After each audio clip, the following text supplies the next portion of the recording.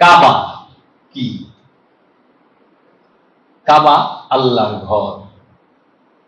কাবার মধ্যে কি আল্লাহ জাত রূপে থাকে না সিফাত রূপে থাকে?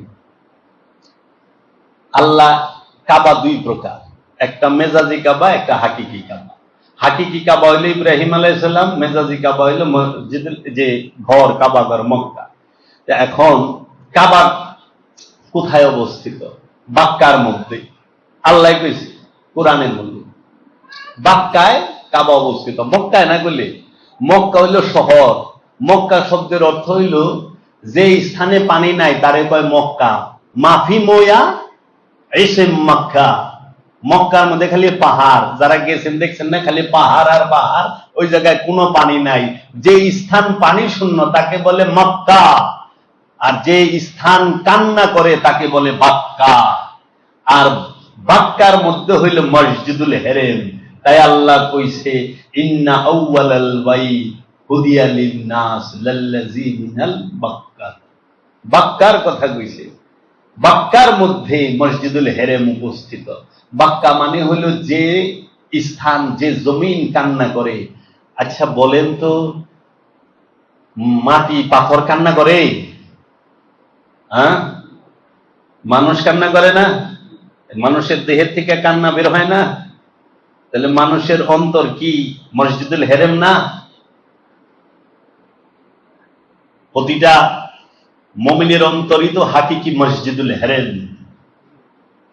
প্রতিটা মানুষেরই মানব দেহটাই হচ্ছে বাক্কা। আর এই বাক্কা, যে প্রতিটা মানুষের অন্তরটাই বাক্কা। বাক্কার মধ্যে তৈরি করতে হয় মক্কা মসজিদুল হেরেমকে। এই অন্তরকে মসজিদুল হেরেমে পরিণত করতে হয়। অন্তরের মধ্যে শয়তান বয়ে থাকে, এর জন্য ওইটা মিনা হইয়া থাকে। হ্যাঁ, মিনাকে পবিত্রকরণ লাগে, শয়তান ইটায়া তারাও, তখনই এইটা বাক্কায় পরিণত হবে। মক্কায় আল্লাহ থাকে না, বাক্কায় আল্লাহ থাকে না। বাক্কার মধ্যে থাকে মসজিদুল হেরেম। মসজিদুল হেরেম হইল আল্লাহর ঘর, আল্লাহ থাকে মসজিদুল হেরেমের ভিতরে। তাই মেরাজ শরীফে বলছে সুবহানাল্লাযী আসরা বিআবদিহি লাইলাম মিনাল মসজিদুল হারাম ইলাল মসজিদুল আকসা। ভাসমান সেই সত্তা যিনি তার বান্দাকে রাত্রিকালীন ভ্রমণ করাইলেন মসজিদুল হেরেম থেকে মসজিদুল আকসা পর্যন্ত। এক মসজিদ থেকে আরেক মসজিদ পর্যন্ত আল্লাহ ভ্রমণ করাইলেন। তাহলে আমরা দেখি মেরাজটা হচ্ছে এক মসজিদ থেকে আরেক মসজিদে।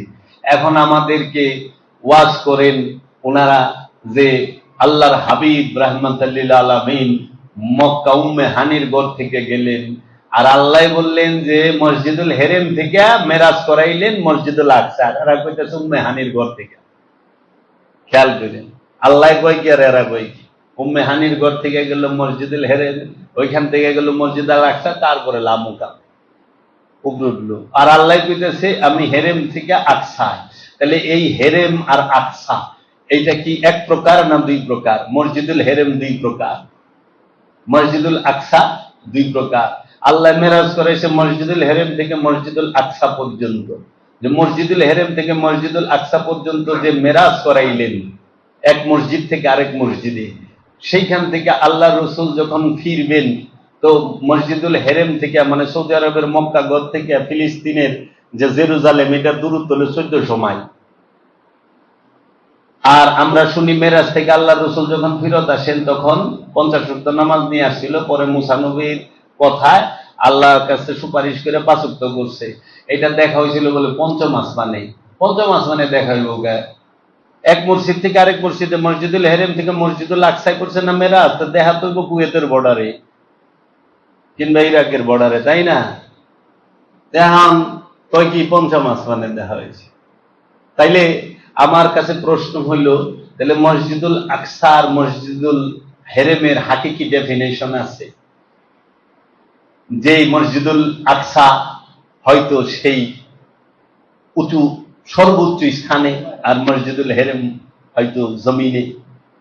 তো আমরা তো দেখি এই অন্তর হাকিকি মসজিদুল হেরেম। তাইলে হাকিকি মসজিদুল আকসা কোনটা? কারণ মেরাজটা তো এর থেকেই শুরু হয়।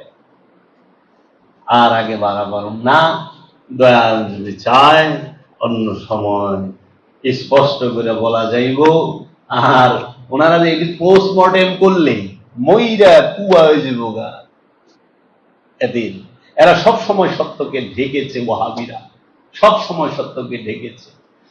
যান, এরপরে আপনি কাবা ঘরকে তোয়াফ করলেন। কাবা তোয়াফ করাই হজ। কাবা কেন তোয়াফ করবেন বলেন? আল্লাহর ঘরকে কেন তোয়াফ করবেন? 7 চক্কর দেন না? কি বলেন? লব্বাইক আল্লাহুম্মা লব্বাইক ইন্নাল হামদা ওয়ান নি'মাতা লাকা ওয়াল মুলক লা শারীকা লাক লব্বাইক আল্লাহুম্মা লব্বাইক বলেন না? কেন বলেন? আল্লাহর ঘর কেন করবেন, তওয়াফ করবেন? কারণ আল্লাহর ঘর তওয়াফ এর জন্য করে আল্লাহর গুণে গুণান্বিত হওয়ার জন্য। আল্লাহর ঘরে তোয়াফ করার মানেই হলো আল্লাহর ঘরকে তোয়াফ করে আল্লাহর গুণে গুণান্বিত হব। কারণ আল্লাহর সকল গুণ আল্লাহর ঘরের মধ্যে রয়ে গেছে, আল্লাহর সকল সিফাত আল্লাহর ঘরে আছে। আল্লাহর গুণে গুণান্বিত হইছে। আল্লাহর গুণে গুণান্বিত হইতে গেলে কি করণ লাগবে? সাফা মারওয়া দৌড়াইতে। সাফা মারওয়া, আল্লাহ কোরআনে বলছেন ইন্নাস সাফা ওয়াল মারওয়া মিন শায়রিল্লাহ, নিশ্চয়ই এই সাফা এবং মারওয়া হচ্ছে আল্লাহর শায়রিল্লাহ, নিশানি, আল্লাহর নিশানি, শায়ের নিশানি, নিদর্শন। সাফা শব্দের অর্থ কি? শুদ্ধ। আর মারওয়া শব্দের অর্থ নির্মলতা। আরবিতে সাফা মানে পরিষ্কার, শুদ্ধতা। মারওয়া শব্দের অর্থ হল নির্মলতা। আপনার অন্তরকে সাফা করতে হবে, পরিষ্কার করতে হবে, শুদ্ধ করতে হবে। মারওয়া মানে নির্মল করতে হবে। এর জন্য সাফা এবং মারওয়ার মধ্যে কে দৌড়াইল?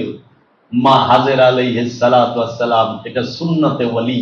ওহাবি ওলি মানে না, সাফা মারওয়ায় তো ঠিকই দৌড়ায়। এজিদি ওলি মানে না, কয় ওলি নাই পীর।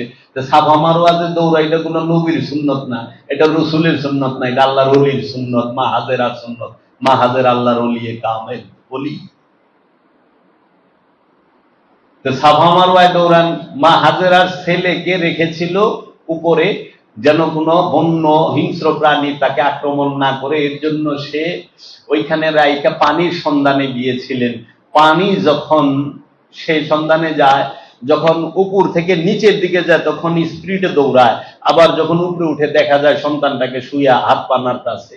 এর জন্য আস্তে আস্তে উঠে, নামতে সময় জুড়ে স্পিডে, উঠতে সময় আস্তে আস্তে, এইভাবে দৌড়ায়। তাই এখন মা হাজেরা ছেলের নয় পানি পিপাসা ছিল, তাহারও পানি পিপাসা ছিল, তাই তিনি দৌড়াইছে। আপনি দৌড়েন কি রে? তা আবার পানি পান করে? মা হাজেরা তো পানি পান না করে দৌড়াইছে, তা আপনি দৌড়ান কেন? আরে মিয়া, আল্লাহ রাব্বুল আলামিন কইয়ে দিছে আমার ওলি দৌড়াইছে, তোরা সবাই দৌড়া। এই ওহাবি তাড়াতাড়ি দৌড়া। ওহাবি বাংলাদেশে ওলি মানবো না, ভারতে ওলি মানবো না। আল্লাহ রাব্বুল আলামিন 8 লাখ টাকা খরচ করায়া, ভিসা পাসপোর্ট লাগায়া, সৌদি নিয়া দৌড়ায় ওলি মানায় ছেড়ে দেয়। ওলি মানবি না, তোর বাপের সুবিধা মানবো। সাফা মারওয়া তোর বাপ, এটা আমার ওলির সুন্নাত। কাম ঘটায় দিছে। ওলি বলে মানবো না। কেরা ওলি মানবো? ওলি মানায় ছেড়ে দিব। ওহাবি বুঝে না যে ওলি মাইনে গেছে। সাফা মারওয়া পাহাড়ে দৌড়াইছে। তারপরে কইতেছে যাও আরাফার ময়দানে যাও। আরাফাত শব্দের অর্থ কি? মিলন স্থল।